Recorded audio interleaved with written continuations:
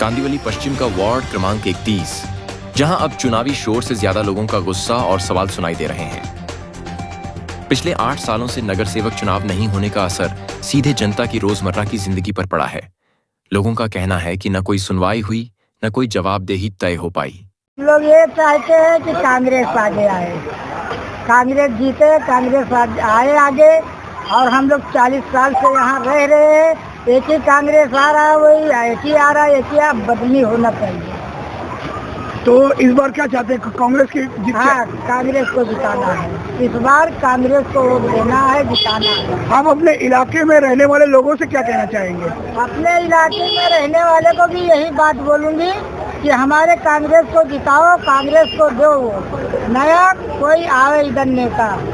रहते हैं आप? मैं कांदिवली वेस्ट में रहता हूँ। मेरा नाम साबान अली शाह है और मैं एकता नगर 9 नंबर गली से बोल रहा हूँ। यहाँ पे 10-15 साल से मतलब नगर सेवक दूसरे पार्टी में हो गए, फिर ये पार्टी में हो गए, चेंज हो के 15 साल से मतलब नगर सेवक वही रह चुका है। और प्लस कुछ काम नहीं दिख रहा हमारे एरिए में, कोई चीज़ की सुविधा नहीं, मतलब पानी नहीं है, कोई चीज़ की ना कैमरा है, कोई मतलब कोई फैसिलिटी नहीं है, कोई सरकार हमको फंड दी नहीं आती और कोई रिकॉर्ड में कुछ काम नहीं किया है बराबर। सब इधर दलाल लोग अपने मर्जी का जो भी कुछ करते, अपने मर्जी का सब दलाल लोग नेता से मिलके करते, गरीब को सताते और मतलब जो जो भी उनके मन में आता है सब वो सब करते और जिसको मतलब हम चाहते फंसाना चाहते उसको फंसा के रखते और कुछ काम नहीं करते। कुछ काम नहीं है। फिलहाल आप इस इलेक्शन में क्या चाहते हैं? इस इलेक्शन में ये चाहते हैं कि ये कैंडिडेट चेंज हो जाए और पहले कांग्रेस पार्टी ने काम किया हुआ है, वो काम आज तक के एरिया में पड़ा है। आपको दिखा सकते हो कांग्रेस पार्टी ने क्या काम किया है और कांग्रेस पार्टी चाहते हैं कि फिर से आए और हमारा काम करे। स्थानीय नागरिकों का आरोप है कि चुनाव न होने की वजह से इलाके की समस्याएं जस की तस बनी रहीं और इससे पहले जब भाजपा के नगर सेवक थे तब भी जनता की आवाज अनसुनी ही रही। सड़क, पानी, सफाई, ड्रेनेज, हर मुद्दे पर नाराजगी साफ दिखती है। इसी नाराजगी ने इस बार चुनाव को एक तरफा मूड में ला खड़ा किया है। भाई आपका नाम क्या है? मेरा नाम मोहम्मद जाहिर है। हाँ, आप क्या चाहते क्या है, इस इलेक्शन में क्या बदलाव होना चाहिए? देखो, हम लोग यंग जनरेशन से आते हैं, हम लोग तब्दीली चाहते हैं। सीधी बात है, तब्दीली चाहने के लिए यहाँ का जो नगर सेवक था पहले, अब उसको बदलना है। और कांग्रेस पार्टी की उम्मीदवार जो भाग्य लक्ष्मी जी है, उनको पूरे एरिया का सपोर्ट मिल रहा है। लोगों पे बातचीत करते हुए सुना है, वही आ रही है इस बार। बाकी और सब अफवाह है और इस बार वही जीतेंगे इंशाल्लाह। ये भाग्य लक्ष्मी जी आ रही है नगर सेवक बन के एकता नगर। तो आप यहाँ पर मतलब है ना, कैसी समस्या है, कुछ अगर जानकारी देना चाहें तो बताइए। शहर के नाम पे बस सिटी है, बाकी कुछ है नहीं यहाँ। बाकी सब वही गांव वाला ही सीन है, शहर जैसा कोई माहौल है नहीं यहाँ पे। आप देख सकते हैं, अंधेरा है, लाइट नहीं है, पानी नहीं है। लोग यहाँ ऐसे गांव की तरह एक विलेज में जैसे रहते हैं, विलेज की तरह यहाँ रह रहे हैं। बाकी यहाँ गांव शहर जैसी फैसिलिटी नहीं है। आप वहाँ चारकोप में चले जाइए, वहाँ देखिए आप शहरों की फैसिलिटी, वहाँ आपको नजर आएगी। यहाँ ऐसा कुछ है नहीं। तो आप मतलब है ना, क्या चाहते हो, क्या समझते हो कि अगर कांग्रेस की भाग्य लक्ष्मी जीत के आएगी तो कुछ बदलाव कर पाएगी? जी बिल्कुल, हमें भरोसा है, यकीन है। और पढ़े लिखे जो है लोग आएंगे तो बिल्कुल काम करेंगे, 100% काम करके देंगे। अरमान, पिछले 8 सालों से यहाँ पर इलेक्शन नहीं हुआ है, पहली बार ये इलेक्शन होने जा रहा है। आप एक यंग जनरेशन से माने जाते हो, यहाँ के काफ़ी सारे लड़के मतलब आपके दोस्त हैं, तो आप अपने दोस्तों को क्या कहना चाहोगे कि किसकी लड़ाई और कैसी कैसी क्या चल रही है यहाँ पर? 8 साल पहले हम छोटे थे, हमको इतना होश नहीं था। 8 साल के बाद हमें होश आया, हमें अक्ल आई। अब हमको क्या करना चाहिए, हमें कांग्रेस को आगे लाना चाहिए। जो भी मतलब इधर नेता था, नगर सेवक 15 सालों से, हमारे लिए आज तक कुछ नहीं करा। यहाँ बच्चों के लिए क्रिकेट का कुछ नहीं बना के दिया, फिर यहाँ के बुजुर्गों के लिए वाचनालय नहीं बना के दिया, कुछ नहीं करा। हम चाहते हैं कि अभी नेता बदला जाए, हमको चाहिए कांग्रेस सरकार। हमारी भाग्य लक्ष्मी जी जो खड़े हुए हैं, उनकी जीत पूरी होना चाहिए, हम ये चाहते हैं। और पूरे एरिया को, हमारा पूरे एरिया का सपोर्ट है कांग्रेस सरकार को, भाग्य लक्ष्मी जी को। लोग अब खुलकर कह रहे हैं, अब की बार कांग्रेस को जिताना है। इसी बीच कांग्रेस प्रत्याशी भाग्यलक्ष्मी के पति लाल सिंह राजपुरोहित के भाषण ने वार्ड 31 में चुनावी माहौल और गर्म कर दिया। जय श्री राम, जय श्री राम। अभी एक 2-4 दिन से मैं देख रहा हूँ कि एक जो नगर सेवक है उनकी मानसिक स्थिति ठीक नहीं है, वो कुछ भी बड़बड़ा रहे हैं, उनकी हालत ठीक नहीं है। हमारा प्रचार और प्रसार देखकर और लोगों की परिवर्तन लहर देखकर उनकी मानसिक स्थिति खराब हो गई है, तो वो ऐसे बेजा आरोप लगा रहे हैं हमारे ऊपर। कभी जातियों के आरोप लगाते हैं, कभी धर्म के आरोप लगाते हैं और कभी बोलते हैं कि नहीं ये तो गुंडागर्दी करने वाले लोग हैं। मैं आपको बताना चाहता हूँ कि ऐसा एक आदमी बताओ जिसके साथ हमने गुंडागर्दी की हो या जिसके साथ हमने कोई अत्याचार किया हो। ऐसा एक आदमी बताओ इधर, ऐसा एक व्यापारी बताओ जिसको हमने परेशान किया हो। मैं 2015 में यह शाखा प्रमुख बन के आया था शिवसेना का, और जब मैं नया शाखा प्रमुख बन के आया तो शाखा का एक रिवाज था कि ये डबल वाले बनते थे तो उसका पैसा देना पड़ता था शिवसेना शाखा में। और मैं जब ये पैसे लेकर मेरे पास एक दिन आया 18,000 रुपए थे, 18,000 रुपए कि लालू भाई ये हर महीने शाखा के जो पैसे आते हैं, तो मैंने बोला ये कहाँ से आया ये पैसा? तो बोलते नहीं वो कॉन्ट्रैक्टर लोग जमा कराते हैं। मैंने बोला वो कॉन्ट्रैक्टर लोग के पास जाने का और उनको वापस वो पैसा देने का और उन कॉन्ट्रैक्टर लोगों से वापस मेरी बात कराने का।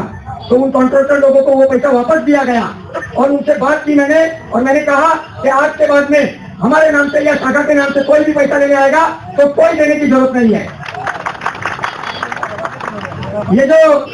ये जो तथाकथित नगर सेवक है ये बोलते हैं हम गुंडागर्दी करते हैं। हाँ, मैं गुंडागर्दी करता हूँ। अगर लोगों को न्याय दिलाने के लिए गुंडागर्दी करनी पड़ेगी तो वो मैं करता हूँ।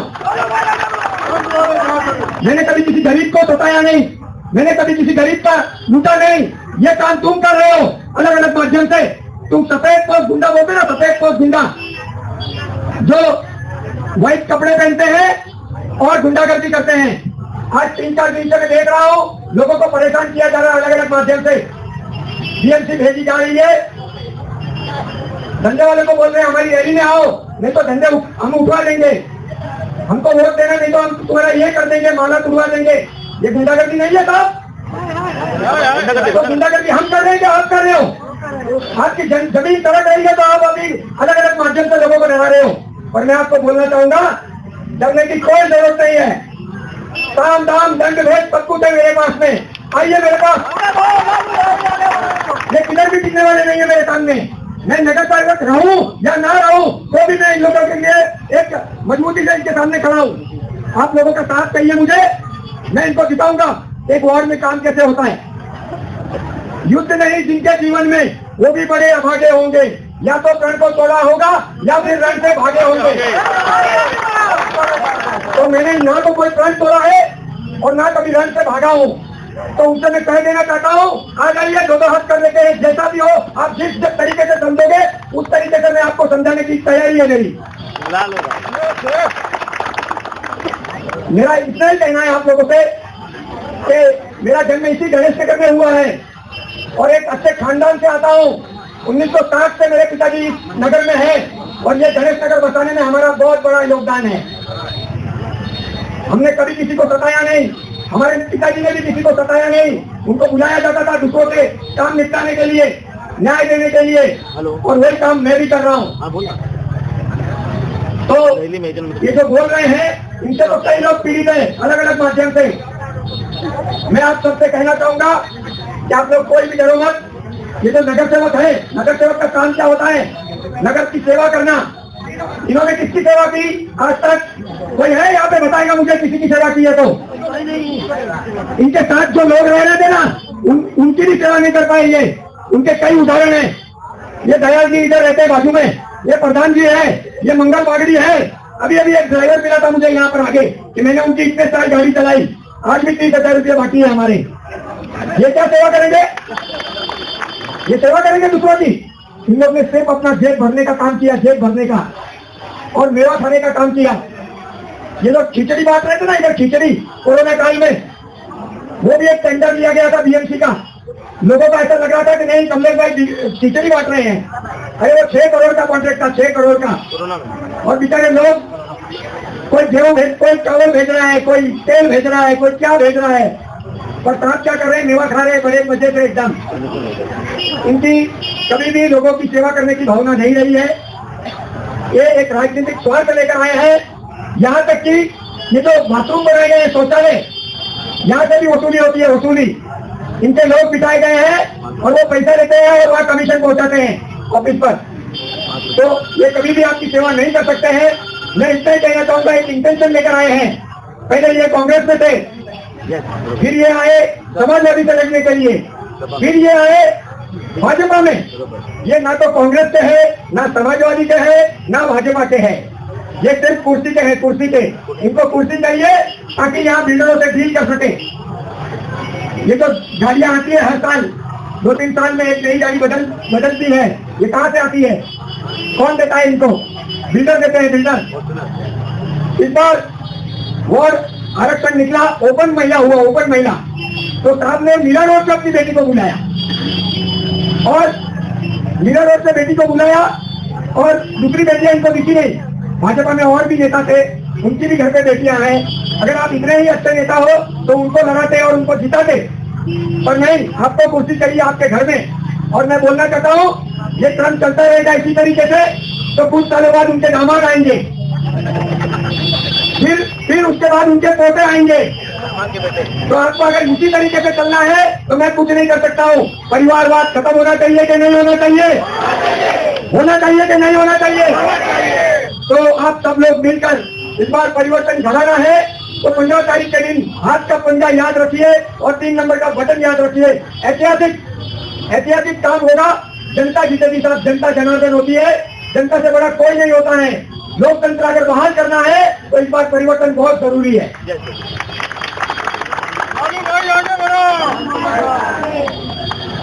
मैं घूम रहा हूँ और सोशल मीडिया पे देख रहा हूँ तो बोलते हैं कि मनीषा बिटिया आई है, नई रोशनी लाई है। तो एक बात तो कंफर्म होती है कि आपके राज में अंधेरा हो गया था इस वार्ड में। मतलब आप जो राज कर रहे हैं उसमें अंधेरा था, अभी ये बिटिया आई है, ये नई रोशनी लाई है। जब पिताजी नई रोशनी ला पाए तो बिटिया से कोई अपेक्षा नहीं है। आप सबसे बोलना चाहूंगा कि कोई झांसे में मत आना। आने वाले कुछ दिनों में ही लोग आएंगे आपके पास से प्रलोभन देने के लिए। इतना ही कहूंगा कि जो आज आपको खरीदेगा ना वो कल आपको बेच डालेगा बिल्डर के हाथों। तो कोई भी ऐसा काम मत करो। अगर पैसे देते हैं तो ले लो, वो चोरी का पैसा है, चोरी का पैसा, ये खिचड़ी का पैसा, ये संडास का पैसा, ये सब अपना ही पैसा है, लोगों का पैसा है, जनता का पैसा है, ले लो। और वोट कहाँ डालना ये याद रखना, क्योंकि ये वोट जो है ये आपके बच्चों का भविष्य तय करेगा। आने वाली 3 तारीख को आप जो वोटिंग करोगे ये आपके बच्चों के भविष्य के लिए, ये आपके खुद के भविष्य के लिए। 3 नंबर का बटन है 15 तारीख के दिन, याद रखिए, हाथ का पंजा, हाथ का पंजा। जो पंजे को भूलेगा, जो पंजे को भूलेगा। गरीबों की पार्टी कौन सी है? मजदूरों की पार्टी कौन सी है? रिक्शा वालों की पार्टी कौन सी है? उत्तर भारतीयों की पार्टी कौन सी है? जय श्री राम, जय श्री राम, जय श्री राम।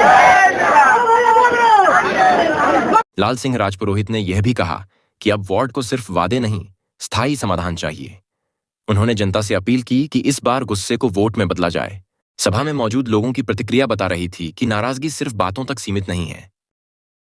वार्ड 31 में यह चुनाव सिर्फ दलों की नहीं, 8 साल की चुप्पी और जनता के गुस्से की परीक्षा बन चुका है। अब देखना होगा कि यह गुस्सा वोट बैंक और बैलेट बॉक्स तक कितनी ताकत से पहुंचता है। मुंबई के कांदिवली से इस्माइल शेख की रिपोर्ट, इंडियन फास्ट ट्रैक।